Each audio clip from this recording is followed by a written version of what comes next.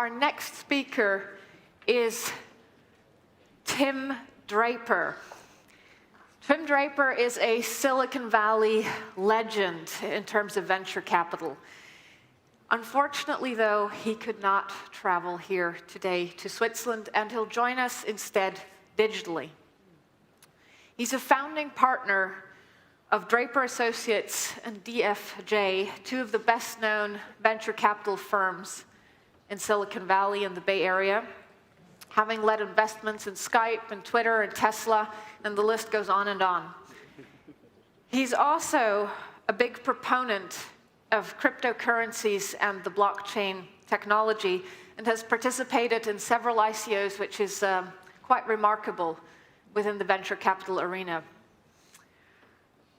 He's been listed among the most outstanding Harvard alumni. He's among the top 10 on the Forbes Midas list, and as one of the 100 most powerful people in finance. And now we're going to try to Skype and we're going to see how this works. So this is an experiment.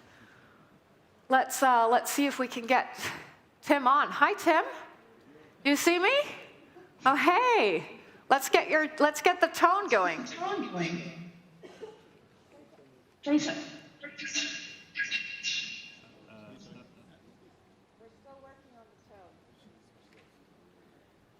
We're still working on the tone. We unfortunately don't hear you, but you're very visible and clear in picture. Looks like you understand me. Yeah, we can do the hand thing. Exactly. It's like, yeah, there we go. Well, it looks like we're having fun either way, but let's try to fix this audio issue. Just looking over to the technician here.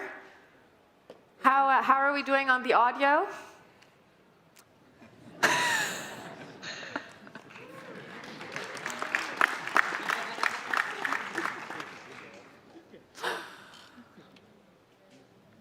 I think they're a little clueless as to how to get your audio on. Do you think there's anything you could do on your end?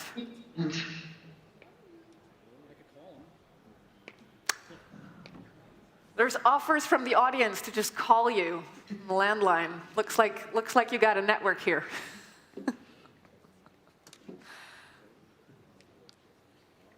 Shall we try to call the landline? Looks like it. The audience is, already out. Too late, sorry. Here we go again.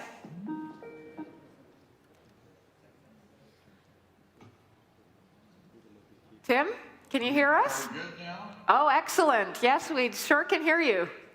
Oh, terrific. Great, thank you. Welcome to Switzerland, Tim.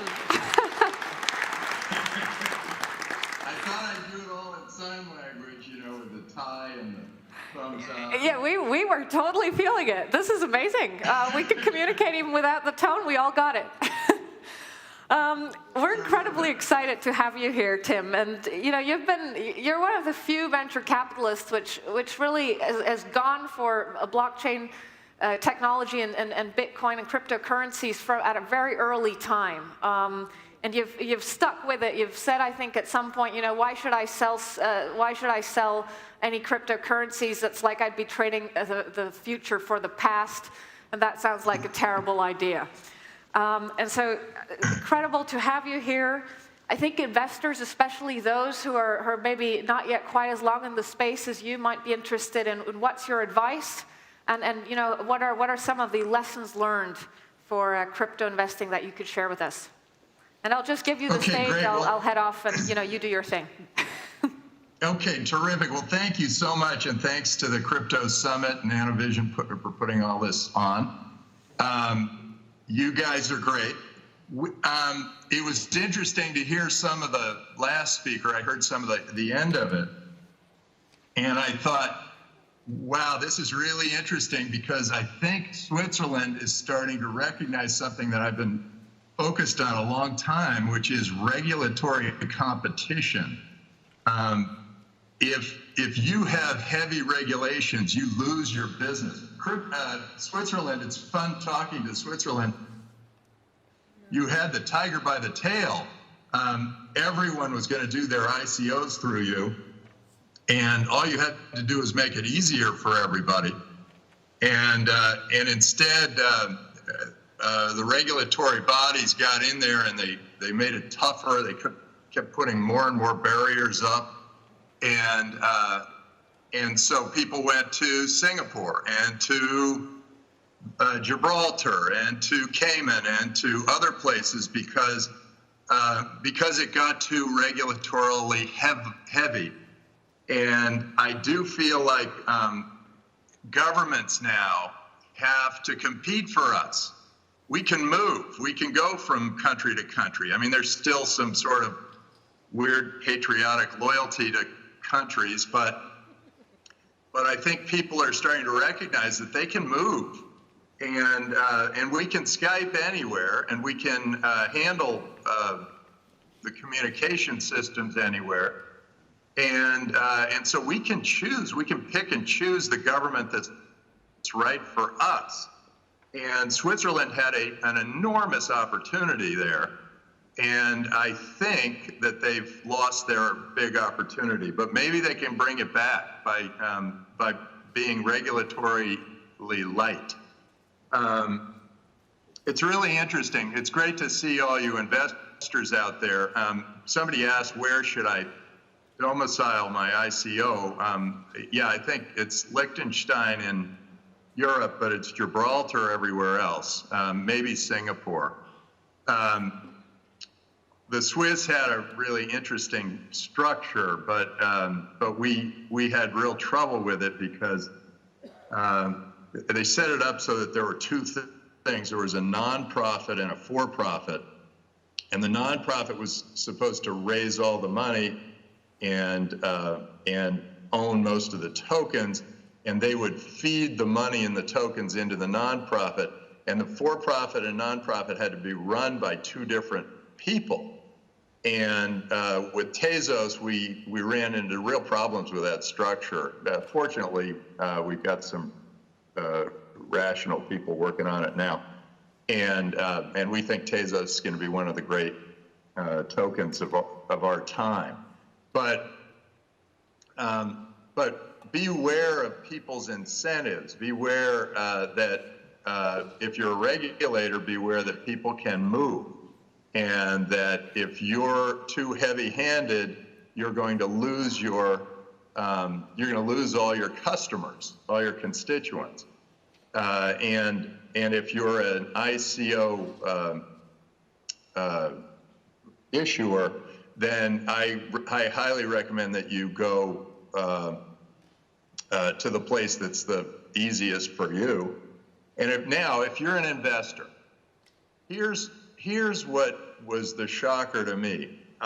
When I first saw an ICO, fortunately, I asked a lot of very tough questions and pointed questions to figure out exactly where all the money goes and where all the tokens go. It turns out when you invest in a company that is doing an ICO, there are three pies. You know, it used to be there was just one pie. There was the equity pie, and the equity pie would be divided according to, you put in some money and there's an equity pie. Well, with tokens, there are now three pies. And the first pie is the equity pie, because there is still a for-profit organization there. And that could end up being where the entrepreneurs move all their efforts. And so that's the old way of doing venture capital. And then there's a pie that's the token pie. How are the tokens split up? And if for some reason the founders are treated differently than the company is in the token pie, you've got to ask some serious questions. I don't think it's appropriate for a founder to sell you 10% of their business, and then the founder gets, say, 10% of their of these tokens separately from the company, because then you're not participating in the company. And then the third thing is the cash. A bunch of cash comes out when people buy tokens. And where does that cash go? And what's it going to be used for? Those are all really good questions. And when I say cash, I mean fiat cash. Or sometimes it comes in the form of Bitcoin or other crypto, but it's much more readily exchangeable than the token that they're issuing. So that's kind of my advice to investors who want to participate in the token economy. And my other advice is do it. This is one of the greatest moments in the history of the world that we've ever had. There was the Iron Age and the Bronze Age and the Industrial Age and the Internet Age. There is the Bitcoin blockchain crypto age, and this age is bigger than any of the other ages because it's global and it's decentralized and it completely transforms the world. And let me get into that. There are a lot of ways you can think about making change. What we've noticed is that we've made the most money and created the biggest and most exciting companies when we found an entrepreneur that was using a new technology to enter a very large industry, and that industry was run by a monopolist or oligopolists who were providing bad service at a high cost to the customers. And that happened, the internet came along, and that happened in many, many industries, in communications with Skype, in information with Google, with Napster changed the music industry, but eventually it was iTunes and Spotify. All of these industries got changed. They were all run by monopolists and oligopolists. And when people came in with the internet, that new technology, all of a sudden you had an opportunity. You saw entrepreneurs with an opportunity to build a wedge into that marketplace and then expand into that marketplace. And Skype did that beautifully. They cut into the long distance carrier business. And they grew and they became the biggest long distance carrier in the world. So that's what I look for in a startup. I look for a company that is taking a new technology and applying it to an industry that could potentially change, that is currently run by a monopolist or an oligopolist and providing bad service at a high cost. And the blockchain came along. Well, first I got to talk about Bitcoin. Bitcoin came along, and there was a major breakthrough in currency. And all of a sudden, there was something decentralized that I could take from country to country without any decrement in my value, and I could spend it in any country. It was an easy money to send across borders. It was money that is not subject to the political whims of some country or another. And I started to think that this was having a real global currency was something that was going to really change society. And you can read my book to figure out how I actually came upon it all. It's called The Startup Hero. But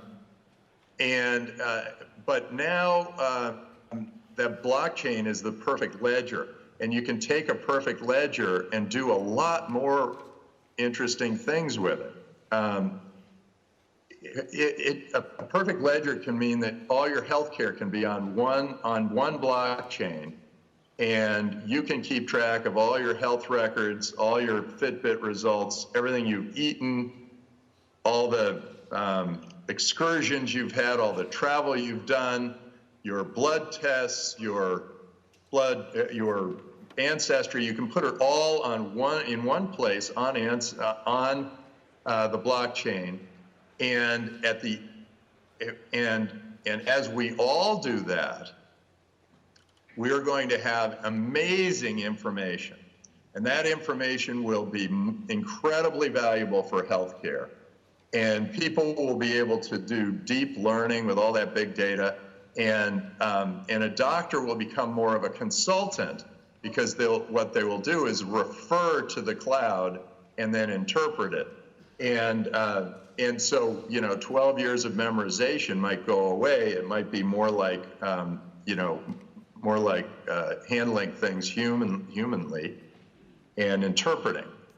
So healthcare is going to change in a big way. Drug companies just pushing some drug that worked on 40% of the population on everybody, that's going to go away.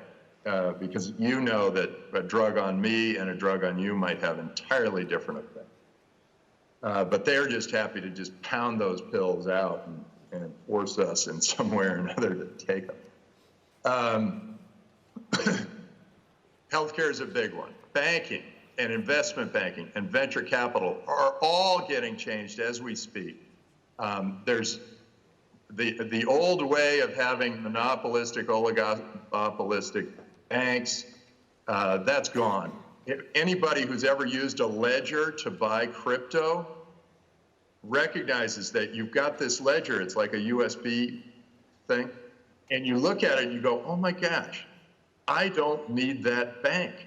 I don't need to support all those people in that big, huge, beautiful building that is a bank. Now, this is really tough news for you in Switzerland, because I know Swiss banks are a big deal.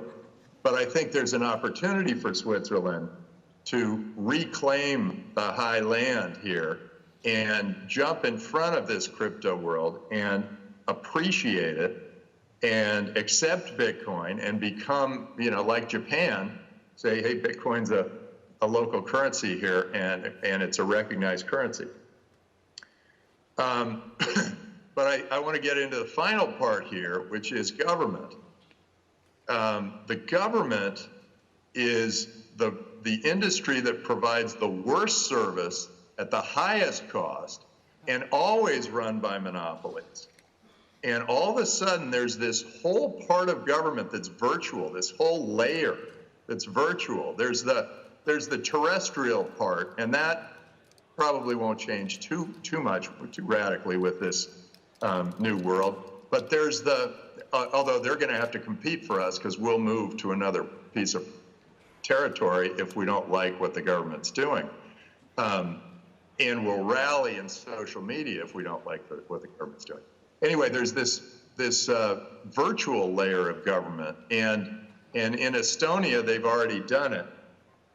They've already started to reach outside their borders and say, hey, we can provide services to people outside our borders. They don't have to be here. And that has actually made it so we can start thinking about virtual governance as a competitive force. And if we've got virtual government as a competitive force, all these things that government does that are insurance policies, in effect, healthcare insurance, welfare, pensions, redistribution of income, managing taxes and government programs, they are all now subject to being a part of the blockchain. And this could end up being a remarkable time where amazing evolutions and revolutions happen, and you guys get to be a part of it. And as investors, jump in, hold on. This is going to be an amazing wild ride. And with that, I think I'm out of time. But I'd be open to a few questions if the technology will allow it.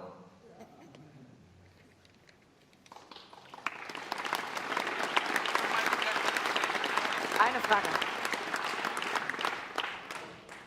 All right, Tim, do you hear me? Yes, I hear you well. Excellent.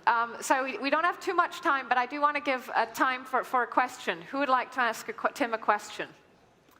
Hands up now. Yep, I see you. You went up right straight there. Mike is coming. Just hold on, because otherwise Tim will not be able to hear you.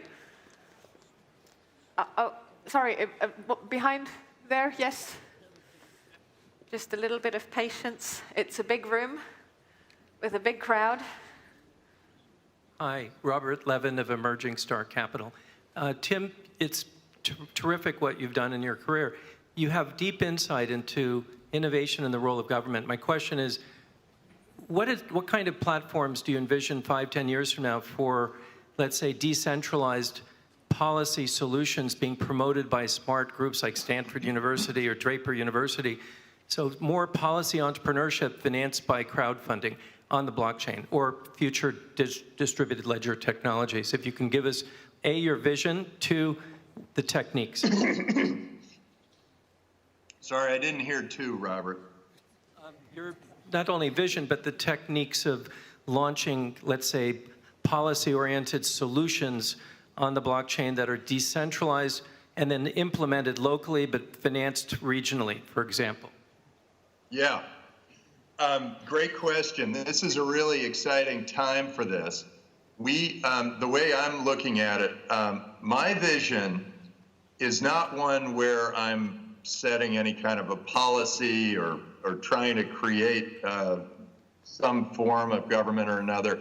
My vision is that governments, like industry, are now going to be in a position where they have to compete for their constituents, first at the terrestrial level and then at the virtual level. And when there's that competition, great things happen, and they do great things for their constituencies. When you have a monopoly, they get overbearing. They charge a high cost for bad service, and that's what's been going on all across the world. Every government, everywhere around the world, is charging too much for bad service. And now there is this new way of governing, at least the virtual part of governing, that can be a competitive field. And I think that's what's really going to be the key. You can actually, and a lot of these ICOs are coming out with lots of interesting new ways of thinking about how they govern their constituents. I guess it started with Bitcoin. Bitcoin was a proof of work system, and then Tezos said, no, you want to do a proof of stake, and then now there's proof of work, proof of stake. Now there's proof of identity. There are going to be many, many, many different types of governances that I believe that will come because of the creativity of the people and the fact that suddenly there is a competitive field here. And so I think that's what's really going to be a really dynamic field. We are looking to invest very heavily in anything blockchain in government and anything blockchain in healthcare. Now we'll look at anything. We're looking at vertical takeoff and landing. We'll look at anything. But these are 2 very hot buttons for me because I think that they're enormous industries that really need changing, and we got a big opportunity to do it. Is there a question? I'd like it if you guys, if you could point to a girl or a woman to ask a question, because it's always fun to, sometimes they aren't bold enough. So come on, go be bold and be empowered. All right, women. second round. Tim, it's Adriana here. I'm from Master Ventures. My question to you is more from the beginning when you're talking about ecosystems and now how the laws from a city can bring or take people from that ecosystem and to grow new ecosystem based on that. Can you elaborate a little more? Yeah, we've built a very competitive ecosystem at Draper University and Hero City. We created a university that has attracted people from 72 different countries It's only 5 years old, and we already have students donating scholarships back. And that creating an ecosystem that has that virtuous cycle is very important. Now, the Silicon Valley has an enormous edge here in ecosystems because they have built this whole platform for change. They've built a platform for innovation and change, and everywhere you go in the Silicon Valley, people are saying, well, how can we improve on what these guys have done? How can we improve on what these guys have done? And so you're always looking for, some sort of new creative revolution coming from the Silicon Valley. A lot of other parts of the world are much more stagnant, where they say things like, oh, let's be realistic. Whenever you hear let's be realistic, always think this is somebody who doesn't want any kind of change. They like it just the way it is. Saying the word impossible. Anything we can imagine is possible. It's crazy, but I grew up watching Star Trek, and all of those things, just about all of those things, except for the Starship Enterprise, have been done. We have the communicator, we have the tricorder reading, we have the medical device that just sees you from outside your body. If you can imagine it, it can happen. And so I always say, imagine something extraordinary and something great for the world, and it will happen. So I think ecosystems can be built anywhere in the world. We have a big lead in the Silicon Valley, but all these other parts of the world have a huge opportunity now. And quite a bit of that has to do with a supportive government. And if they are supportive, people will go there. And if they are not supportive, they will leave. China had Deng Xiaoping, and he created freedom in China for 40 years. China grew like crazy in those 40 years. And now they've got a president who's making huge mistakes. He's blocking everything. He's controlling everything. And whenever you see governments control, that brings poverty and eventually slavery.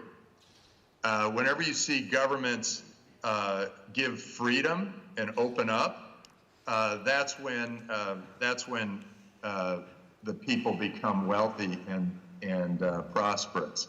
So freedom equals wealth and prosperity. Control equals poverty and slavery.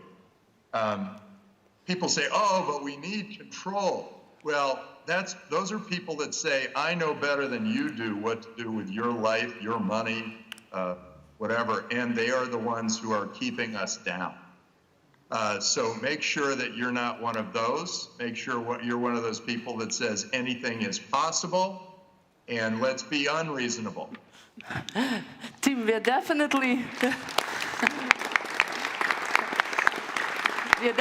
not one of those, because we live in Switzerland, the most decentralized and democratic country.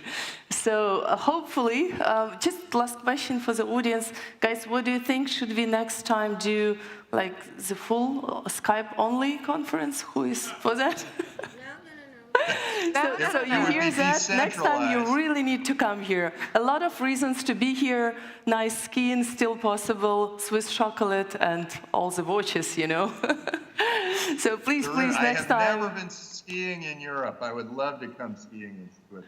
Well, you're welcome anytime, and you have an audience and a lot of people who are incredibly excited to have already experienced you via Skype. So just imagine, as you would say, what might happen if you come to Switzerland. But thank you very much for being with us, at least remote. Technology was at our service and it worked. And we didn't have a heart attack. No heart attacks here, yep. Thank you so much and all the best. Bye Bye. Thanks from so Zurich. much.